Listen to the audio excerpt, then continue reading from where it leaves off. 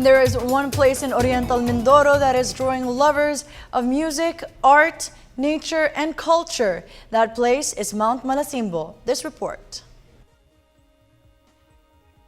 Towering over the famed Puerto Galera is Mount Malasimbo, part of the series of mountains of northern Mindoro. On this lush green mount, a Frenchman, Hubert de Bouville, his family and his Croatian partner, Miro Djirjic, have established in 2011 a cultural event called Malasimbo Music and Arts Festival. Owners of 4 hectares of land atop Mount Malasimbo, they believe that nature is everyone's heritage, therefore they share their piece of land every year with thousands of Filipinos and festival goers from all over the world.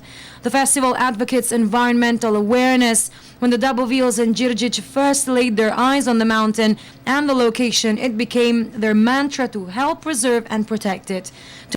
They have engaged in reforestation efforts and are mindful of the virtues of sustainable development, and an example would be how they limit to a minuscule amount the use of tarpaulins or any other kind of printed advertising material. There are many indigenous communities in this part of Luzon, and Malasimbo also strives to put the spotlight on preserving their unique heritage, particularly the native Mangyans of Mindoro. Sir Hubert and his wife are passionate about the culture of the local indigenous people, the Mangyans, and make it their life and work advocacy to promote and preserve it. They even reconstructed a native Mangyan village within the grounds to expose and immerse the festival goers in the magic of the local culture. Bring the third pillar of our festival, which are the IPs. Here there is such a rich background, and stories and histories about the IPs. This must be kept alive. The festival also organizes heritage workshops and traditional performances from indigenous tribes, including the Tibolis of South Cotabato. Part of the proceeds from the festival also contribute to preserving the traditional language and poetry of the Mangyans. This is why Daboville Foundation, my wife, and Olivia as well, and me, we have been very much involved in trying to help. Small means, but helping really.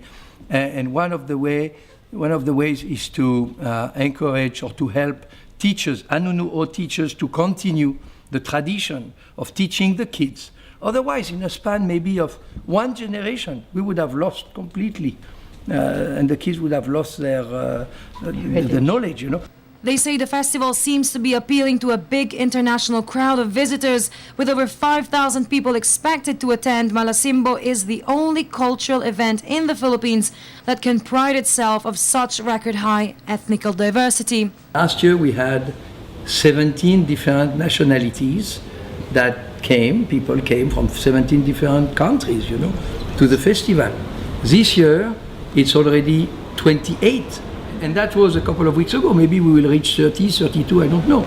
But if you talk to people like Ticket World, who are organizing events every 2 weeks, every month here in the Philippines, I think he would tell you, the CEO, Bob Sewell, that he has never seen an event with so many different nationalities. Music, arts, indigenous people, and environment. 4 pillars of the festival, and each of these organizers has devoted his or herself to propagating their advocacies, which contribute not only to Philippine tourism, but have favorably affected the livelihood of many Mindoreños. It's a good income for Puerto Galera, for the municipality, because it's like, the EUF, the resorts, the hotels, it's everything, the restaurants is earning money, even the local people.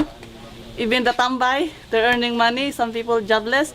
They had it like a stop in festivals. Like everybody's happy. Last year's 3-day event brought in around 10 to 20 million pesos worth of revenue for the small and big businesses surrounding the area, and also for the little earners that survive on services such as transportation, tour guiding, and much more. Not counting the many Mindoreños that are employed every year by the festival itself. I think one of the reasons that the festival has a sustainability and a success formula is because a lot of people have a stake in it. A lot of people are beneficiaries. There's sort of different levels of beneficiaries, but the good thing is that everyone really in the city benefits from Malasimbo because it's being put on the map. Puerto Galera as a city is being put on the map through this festival. The festival is an incredible contribution to the promotion of Puerto Galera as a tourist destination and its socio-economical development. Why Governor Umali is so close also to this event? It's because you saw him yesterday with us. He's so passionate also because he feels that this festival brings something to the province as a whole. Now, why Secretary Jimenez and the DOT as a whole is so much behind us? It's also because he feels that on a national level, this festival brings something great. So the stakeholders are growing, and now it's a complete partnership of so many different people. A festival of this magnitude and growing the way it is growing in terms of quality and so on, would be impossible without our partners.